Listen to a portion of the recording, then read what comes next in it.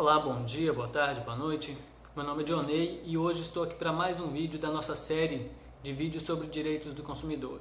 Já falamos sobre o tempo de espera em filas nos estabelecimentos bancários e hoje nós vamos falar sobre a multa por quebra de fidelidade, buscando saber quando a cobrança é devida e quando ela passa a ser abusiva nos termos do Código de Defesa do Consumidor, ok?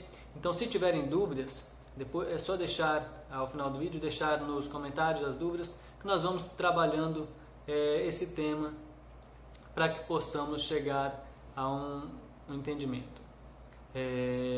Com relação à multa de fidelidade, não raras as vezes o consumidor acaba surpreendido após solicitar o cancelamento do serviço de telefonia, internet ou TV por assinatura, com a cobrança de multa por quebra de fidelidade, muitas vezes em valor exorbitante e indevido. Por isso é importante saber em quais casos a cobrança realmente é devida e em quais circunstâncias autorizam o rompimento do contrato sem o pagamento da referida multa, tá bom? Importante destacar inicialmente que a multa convencional, no caso de resilição unilateral e imotivada do contrato, ou seja, quando o consumidor deseja rescindir o contrato unilateralmente sem ter um motivo para isso, ela tem por escopo principal, como motivo principal, o necessário ressarcimento dos investimentos realizados pela empresa prestadora do serviço por ocasião da celebração ou da execução do contrato. Por outro lado, também devemos destacar o caráter coercitivo.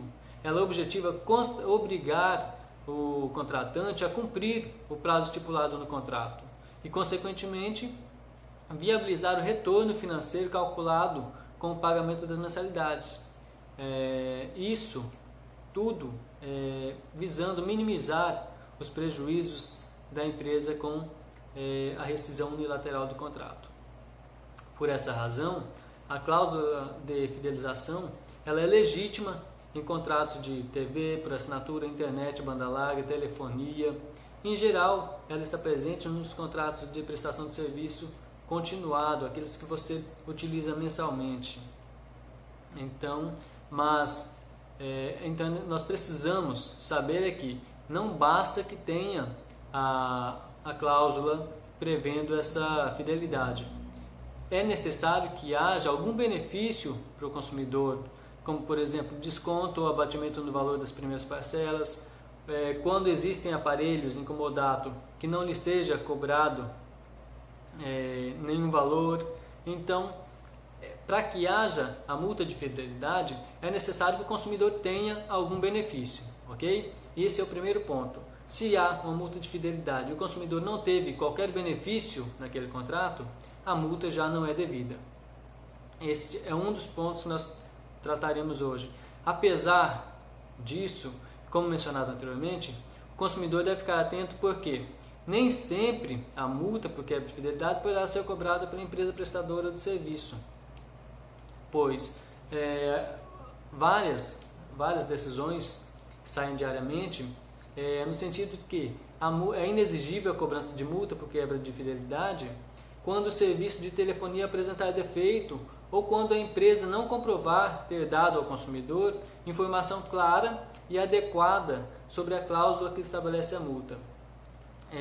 Ou seja, se, por exemplo, você contrata o serviço de internet de uma determinada empresa, existe o contrato de fidelidade, você teve benefícios, pode ser desconto ou não ter lhe cobrado a instalação, por exemplo, mas essa internet não chega a uma velocidade prometida, a qualidade da internet está prejudicada. O mesmo vale para a telefonia, para a TV por assinatura. Então você vai poder rescindir esse contrato sem pagar a multa, porque na verdade quem não está cumprindo o contrato é a própria empresa. Então, essas situações garantem ao consumidor o direito de rescindir o contrato sem pagar a multa por fidelidade, tá bom?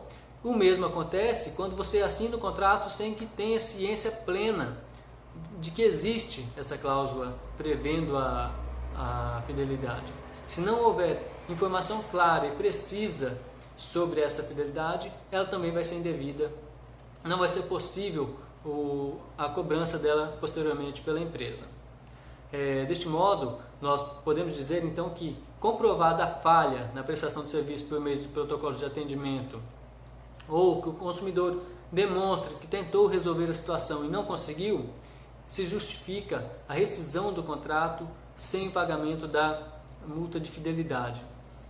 Também precisamos esclarecer que é dever da prestadora de serviços informar de forma clara e inequívoca sobre a existência da fidelidade. Não cabe ela deixar que o consumidor presuma a existência. Ele teve benefício, então se presume existente. Não.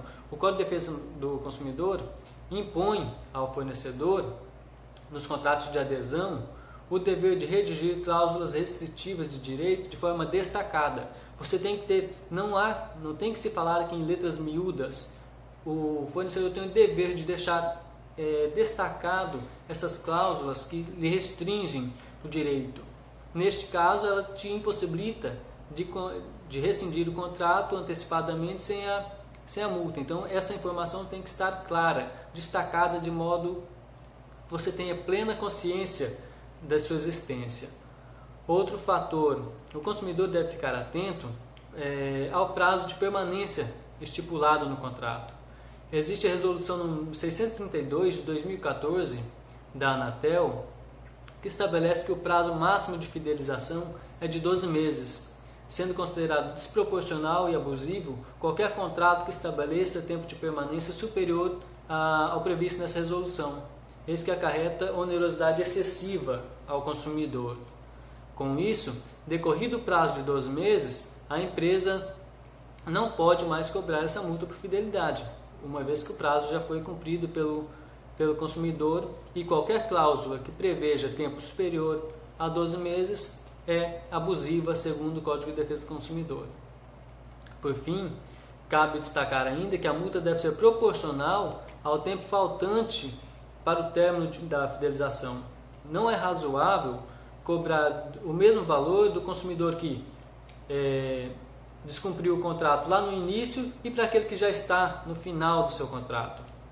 Então, por exemplo, o consumidor que já cumpriu metade do contrato, por exemplo, um contrato de 12 meses, ele já cumpriu metade, cumpriu 6 meses, a multa de fidelidade dele tem que ser somente 50% do valor previsto no contrato. Ela deve ser proporcional ao tempo remanescente do contrato. Ainda, existem inúmeros entendimentos no sentido de que o valor da multa não pode ser superior ao valor do benefício ofertado ao cliente. Por exemplo, determinada empresa lhe dá um desconto de R$10 por mês na assinatura de telefonia ou internet. Sabendo que o prazo máximo é de 12 meses, você teria um benefício econômico máximo de R$120. Aí não pode a empresa querer lhe cobrar R$300, R$200 de multa de fidelidade. Por quê? O seu benefício foi de apenas 120. Então, supomos, se você tinha esse benefício de R$10 por mês, cumpriu 6 meses de contrato, você só deve pagar a multa de R$60, pois se você descumprisse todo o contrato, seria 120, mas como você cumpriu metade dele, você vai pagar metade da multa e o seu proveito econômico ali, então de 120, você cumpriu metade do contrato, a multa cai para R$60, ok? Esses são alguns esclarecimentos básicos sobre multa por quebra de fidelidade. Repito, a multa por fidelidade por si só é permitida, desde que ela observe essas regrinhas que nós conversamos aqui. Então, vale a pena ficar atento ao seu contrato, ler bem o contrato antes de assinar, buscar informações. Se tem dúvidas, pergunta para o vendedor, para o fornecedor de serviço, quais os benefícios que você vai ter com a fidelidade, ok? Se você gostou do vídeo, tem alguma dúvida, deixe nos comentários, nós vamos falando sobre ele no decorrer da semana, tá bom? Forte abraço e até o nosso próximo vídeo.